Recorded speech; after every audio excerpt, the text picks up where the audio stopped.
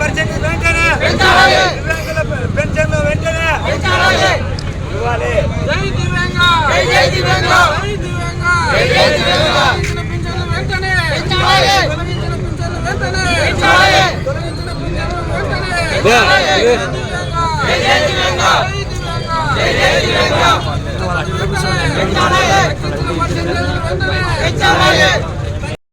పునర్దించాలి దివ్యాంగుల పెన్షన్ వెంటనే, పునర్దించాలి దివ్యాంగుల పెన్షన్ వెంటనే. అయిన పాత్రుడు శాసనసభ స్పీకర్ అయిన పాత్రుడు డౌన్ డౌన్ కూటమి ప్రభుత్వం. తగ్గించిన పర్సెంటేజ్ వెంటనే, తగ్గించిన పర్సెంటేజ్ వెంటనే, తొలగించిన పింఛన్లను వెంటనే పునరుద్ధరించాలి. తొలగించిన పింఛన్లు వెంటనే, తొలగించిన పింఛన్లు వెంటనే. జై దివ్యాంగ, జై దివ్యాంగ, దివ్యాంగుల ఐక్యత, దివ్యాంగుల ఐక్యత.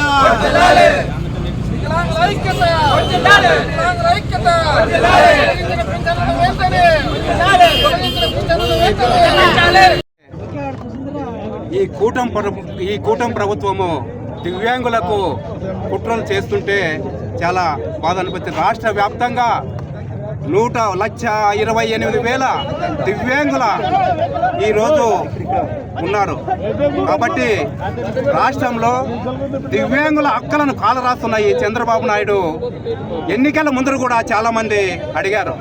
కొంతమంది నాయకులు, మేధావులు ఎన్నికల ముందర చంద్రబాబు గుప్పిస్తున్నటువంటి హామీలను చర్చిస్తుంటే అడిగాను నేను, నిజంగా చంద్రబాబు నాయుడు ఈ హామీలన్నీ అమలు చేయగలరా అని అడిగితే కొంతమంది మేధావులు, మరి సీనియర్ నాయకులు కూడా అన్నారు, చంద్రబాబుని మనమంతా చూసిందే కదా, ఖచ్చితంగా ఈ సూపర్ 6 వికలాంగులు పెంచినటువంటి హామీలలో ఖచ్చితంగా ఏదో ఒక కుట్ర ఉందని కూడా ఆ మేధావులందరూ కూడా తెలియజేయడం జరిగింది. నిజంగా ఈరోజు రాష్ట్రంలో జరుగుతున్న వికలాంగులకు జరుగుతున్న అన్యాయాన్ని చూస్తుంటే ఖచ్చితంగా వాళ్ళు అన్నది నిజమే అని కూడా నేను ఇవాళ ఈ సందర్భంగా తెలియజేస్తున్నాను.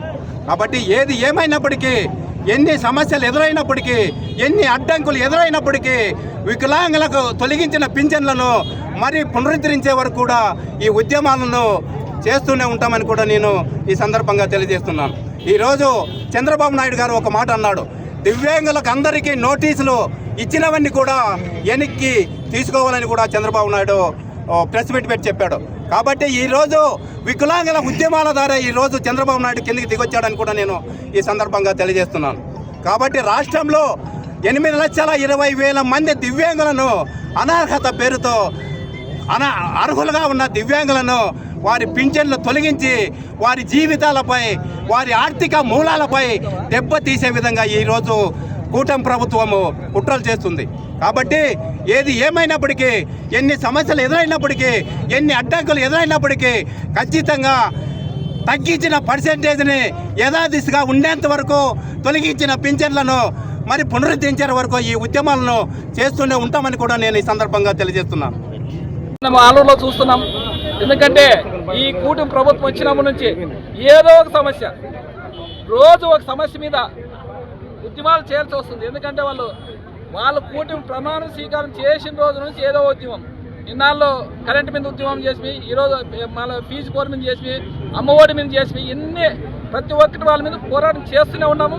మళ్ళీ ఈరోజు కొత్తది దివ్యాంగులు చూడండి, చూడండి మీరు అంత మీరే మిత్రులు చెప్తున్నావు. మీ చంద్రబాబు చెప్పండి, మీరు ఖచ్చితంగా దివ్యాంగులు అసలు నడవలేని స్థితిలో ఆయన ఈరోజు దివ్యాంగులు డైరెక్ట్గా ఆయన ఒక స్పీకర్గా ఉన్నారు.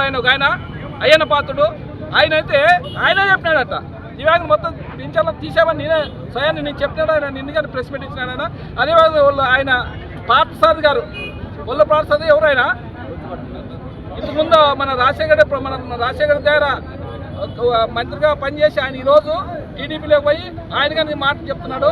దివ్యాంగుల పింఛన్ డైరెక్ట్గా మేమే తీమని చెప్పినామంటే అదే విధంగా ఈ కూటమి నాయకులు ఇంత దుర్మార్గంగా, ఇంత దౌర్భాగ్యంగా ఈరోజు కూటమి నాయకులు రోజు వికలాంగుల పింఛను తీసేసి అన్యాయంగా దివ్యాంగులు అన్యాయంగా ఈరోజు పట్టు మామూలు చాలా మంది ఆత్మహత్యలు చేసుకుంటున్నారు.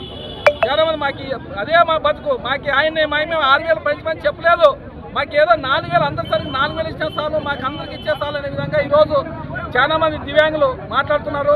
అలాంటిది ఈరోజు మాకి ఖచ్చితంగా మీరు ఈరోజు దివ్యాంగులు దాదాపుగా రాష్ట్రంలో 4,62,000 దివ్యాంగులు తీసేసినారు. దాదాపుగా ఎంతో నెలకి ఎంత కట్టేస్తుందంటే దాదాపు 280 కోట్లు నెలకి సేవ్ చేస్తున్నాడు ఆయన.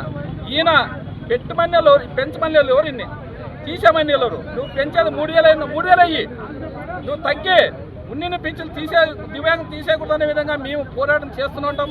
ఖచ్చితంగా మీరు ఇవన్నీ ఏమైనా తొలగించమని ఖచ్చితంగా మీరు మళ్ళా వాళ్ళకి పెన్షన్ ఇచ్చేంత వరకు మేము ఈ పోరాటం ఆగదు. ఇక్కడ ఆగదు. ఖచ్చితంగా నేను నెక్స్ట్ మీరు పునరుద్ధరించుకు మామూలు ఆ పెన్షన్ని మళ్ళీ పునరుద్ధరించుకుంటే ఖచ్చితంగా మేము మళ్ళీ కర్నూలు కలెక్టరేట్ కానీ ముట్టిస్తాము వికలాంగుల ద్వారా. ఖచ్చితంగా వాళ్ళ కోసం మేము ఎన్నేళ్ళని ఎక్కడ నిరాహార తెచ్చుకొని కూర్చుంటాము.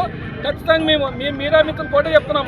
వీళ్ళు దివ్యాంగులు చూసి మీరు కానీ మీడియా మిత్రులు కానీ ఖచ్చితంగా ఆ కూటమి నాయకులకి వినపడే విధంగా ప్రతి ఒక్క మీడియా మిత్రులు ఏబిఎన్ అయితేనేమి, TV5 అయితేనేమి, ఈటీవీ అయితేనేమి ఖచ్చితంగా మీరు, ఎందుకంటే దివ్యాంగులు ఇది సమస్య, మీరు దాచిపెట్టదని మీకు ఒకటే చెప్తున్నాము. మీరు దాచిపెట్టదు. మీ చంద్రబాబు నాయుడు చెప్పే విధంగా మీరు ఈరోజు చెప్తున్నాము. ఖచ్చితంగా మీరు చంద్రబాబు వినబడేటట్ల మీ ఛానల్ అయితే మీరు చూస్తారు. మీ నాయకులు కూటమి నాయకులు వేరే ఛానల్ చూడరు. ఎందుకంటే వాళ్ళు వేరే ఛానల్ అసలు వాళ్ళకి పట్టదు.